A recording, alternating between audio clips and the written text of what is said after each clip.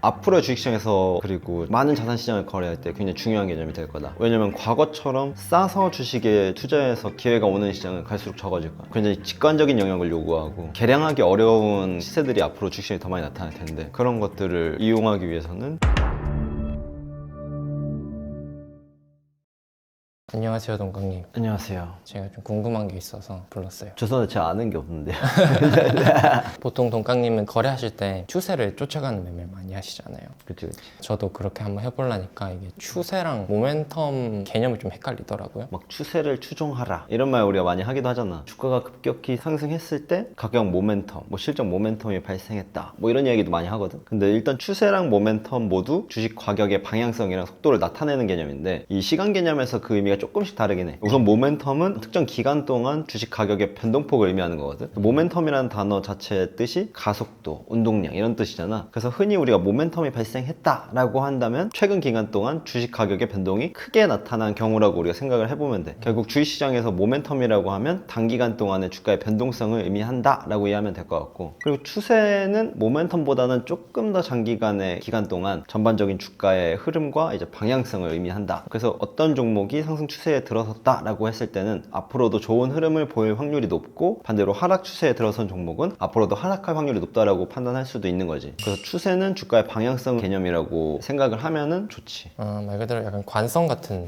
그치, 느낌인 관성이지. 거네요. 그러면 만약에 모멘텀이 커지면서 어느 정도 지속되면 이게 추세로 바뀔 수 있는 거예요? 그치. 너가 이제 여기 앉아서 찍어도 되는 거야. 그거 이해했으면 돼. 여기 앉아서 찍으면 돼. 그래서 너가 말한 대로 모멘텀이 강해지고 이게 지속되면은 결국 추세를 이렇게 만들어내는 거지. 그리고 모멘텀이 약해지기 시작하면은 반대로 추세가 완만해지면서 이제 바뀌는 경우가 생기기도 하는 거고, 예를 들면은 어떤 호재가 발생해서 A라는 종목의 상승 모멘텀이 지속됐다라고 생각을 해보면은 주가가 그 기간 동안에 가파르게 상승하기 시작하면서 상승 추세를 이렇게 만들어 나갈 거 아니야. 근데 시간이 지나면서 모멘텀이라는 게 점점 감소하기 시작할 거야. 재료가 소멸되고 매도 욕구가 강해지니까. 그러면 그 시점부터 완만해지는 이제 모습을 보여주지. 그래서 상승 모멘텀이 추가적으로 발생하지 않는 이상 횡보하거나 하락하는 경우가 많고, 반대로 이제 하락 추세에 있는 종목에서 생각을 해보면은 모멘텀이 계속 강하면은 추가 하락할 가능성이 높고, 모멘텀이 약해지면 하락을 멈추고 횡보하다가 점차 상승하는 모습을 보여주지. 정리를 해보면은 모멘텀이 추세를 만들어내는 일종의 트리거가 되기도 하고, 이후에는 추세의 이제 강도를 보여주는 거라고 이해하면 좋을 것 같아. 그러면은 동강님은 거래할 때 이런 추세나 모멘텀을 어떻게 파악하세요? 모멘텀의 경우에는 사실 직관적으로 알 수 있어. 단기간 동안 많은 변동폭을 보여주는지 아닌지 확인만 하면 되는 거니까. 그래서 일부는 우리가 예전에 이야기했던 뭐 스토캐스틱이나 그런 보조지표로 모멘텀을 파악하려고 하기도 하는데, 그때도 말했지만 이제 후행지표라서 크게 의미는 없다고 생각을 하고, 보조지표로 설정해서 모멘텀을 조금 더 자세하게 본다고 하더라도 매매를 더 잘하게 되거나 그런 것도 아니거든. 굳이 사용한다고 하면은 모멘텀의 강약을 시각적으로 좀 더 쉽게 보는 정도일 거야. 나도 예전에는 그런 걸 설정해놓고 좀 의미 있게 보려고 했는데 크게 의미를 부여하기 어렵더라고. 근데 뭐 처음 하는 과정에서는 한 번쯤 설정해서 여러 가지 시도해보는 건 나쁘지 않다. 그리고 추세를 우리가 조금 더 확실하게 보려고 한다라고 하면 추세선을 긋는 거는 사실 그렇게 어렵지 않은데, 최근 저점 2개 이상을 기준으로 선을 만들면은 상방 추세선이 되는 거고, 가장 최근에 2개 이상의 고점을 기준으로 선을 이어주면 그게 하방 추세선이거든. 물론 추세선을 따라서 무조건 움직이는 것은 아니지만 추세선을 바탕으로 잠재적인 지지나 저항 영역을 판단해 볼 수 있는 거지. 그래서 우리가 보통 이동평균선을 기준으로 매매하는 것처럼 하나의 기준선으로 이렇게 활용하는 거라고 생각하면 돼. 그럼 동강님도 실제로 매매하실 때 이런 것들을 파악하면서 사용하시겠네요.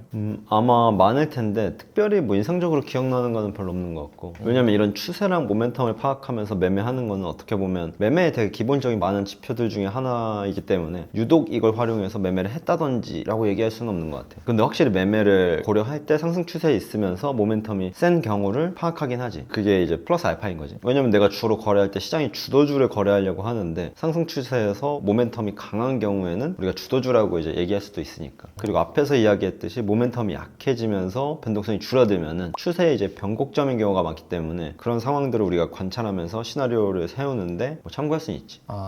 그럼 이번에 조선주 투자하실 때도 혹시 이런 거 사용하셔서 하셨어요? 그치, 조선주 같은 경우도 추세선을 그어보면은 상승 추세에 올라탔거든. 그럼 이제 추세선 하단에 붙으면은 매수해줄 수 있고, 상승 추세 밑단으로 가면은 일부 포지션 덜어주거나, 이런 걸 이동평균선으로 파악하는 것도 있지만 추세선을 활용하는 방법도 있다. 그러면은 이런 거 활용할 때 주의할 점 같은 거 있으면 알려주세요. 반대로 모멘텀이 강해지는 경우에 좀 조심하긴 해야 돼. 아 그래요? 아무리 주가가 이제 상승 추세에 있다고 하더라도 모멘텀이 강해진다는 건 아까도 말했듯이 변동성이 커진다는 의미거든. 그러면 주가가 위아래로 크게 요동치면서 앞으로 나아갈 확률이 높아. 이런 상황일 경우에는 만약 우리가 큰 비중으로 들어가게 되면 결국 변동성에 못 버텨가지고 최악의 경우에는 크게 손절하거나 익절하더라도 다른 종목을 매매했을 때와 비교해보면 기회비용 측면에서는 약간 손해일 수도 있다. 그 주식은 대응의 영역이라는 말이 여기에서 적용되는 거거든. 변동성이 너무 크면 대응하기 어려워지는 거지. 최근에 이제 막 트럼프가 관세 이슈 때문에 막 말도 안 되는 모멘텀을 일으키면서 어떤 특정 트리거가 되는 발언을 한다거나 이야기가 계속 나오면 나올수록 하락 추세가 계속 강해지거든. 다시 말을 주워담지 않는 이상 이 하락 추세는 약간 연속성을 띠어. 이게 옛날에 매틱 스튜디오의 문병록 교수의 책을 보면은 거래량 실린 장대 양봉, 거래량 실린 장대 양봉이 어느 기간 동안 그 모멘텀이 지속될 수 있느냐 최대 6개월이라고 하거든. 그 몇만 개의 한국 차트 그리고 미국 차트들을 분석한 것들이 있는데 최대 기간이 6개월 정도라고 해. 그러니까 어떤 이슈도 6개월 이상 가기 쉽지 않은 거지 자산시장에서. 그런 것들을 조금 더 이해하면은 트레이딩하거나 대응을 할 때 조금 더 유리하지. 요새 장이 추세가 아래로 가는 추세잖아요. 그러면은 그 음봉도 결국 6개월 이상 못 갈 가능성이 높은 거네요. 그 재료로 이 첫날에 하락을 만든 큰 음봉, 하락의 트리거가 됐던 그 상황에 연관된 재료들로 6개월 이상 하락을 지속하기는 어렵다. 그 연속성이 있다는 거는 그 방향으로 시세가 계속 난다는 거거든. 근데 이제 6개월 이상 이렇게 갈 수는 없다는 거지. 어느 정도 이렇게 수렴해 나간다는 거지. 오늘 또 좋은 거 많이 배웠네요. 네, 그래서 추세랑 모멘텀은 앞으로의 주식시장에서 그리고 많은 자산시장을 거래할 때 굉장히 중요한 개념이 될 거다. 왜냐면 과거처럼 싸서 주식에 투자해서 기회가 오는 시장은 갈수록 적어질 거야. 굉장히 직관적인 영역을 요구하고 계량하기 어려운 시세들이 앞으로 주식시장에 더 많이 나타날 텐데 그런 것들을 이용하기 위해서는 추세라는 것과 결국 모멘텀은 사람들의 감정이 반영된 가격의 선이고 그걸 정의한 단어들이야. 그런 것들을 이제 우리가 앞으로 더 자산시장을 거래할 때 많이 요구받아서 이 개념을 우리가 주기적으로 반복 학습할 필요는 있다. 앞으로 이런 개념들이 시장에서 조금 더 주목받게 되는 세상이 올 거다라고 생각하는 것 같아요. 그래도 동강님이 트레이더신데 요새 너무 인베스터적인 내용만 그치. 다뤘던 것 같아서 저는 인베스터는 아니고 트치 투자자. 그래서 오늘은 기술적인 거 좀 물어봤습니다. 네, 그러면 저는 다음 시간에 또 찾아뵙도록 하겠습니다. 안녕.